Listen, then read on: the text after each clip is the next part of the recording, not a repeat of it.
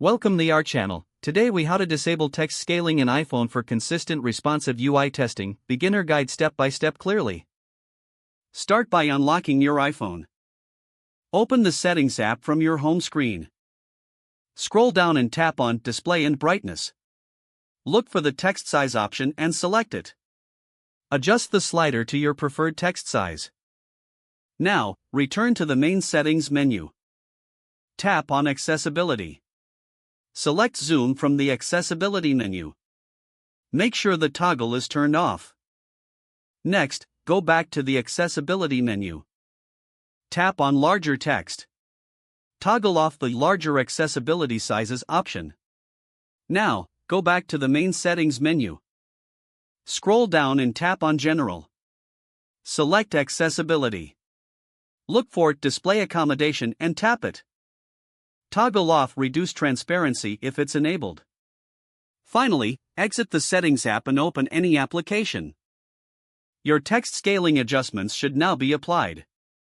This will help you achieve a consistent responsive UI for testing. If the page does not load, refresh the browser or try again in a private or incognito window. Make sure you are using the correct email address, then retype it carefully to avoid small typos.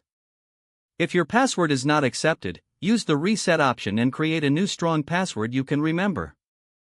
Check your spam folder for verification or security emails, then complete any requested confirmation steps.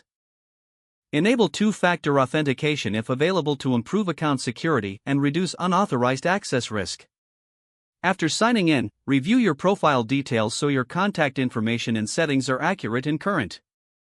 If you see an error message, note it down and try again after restarting your device and internet connection. Log out when you finish, especially on shared devices, to keep your account and payment information secure. If the page does not load, refresh the browser or try again in a private or incognito window. Make sure you are using the correct email address, then retype it carefully to avoid small typos.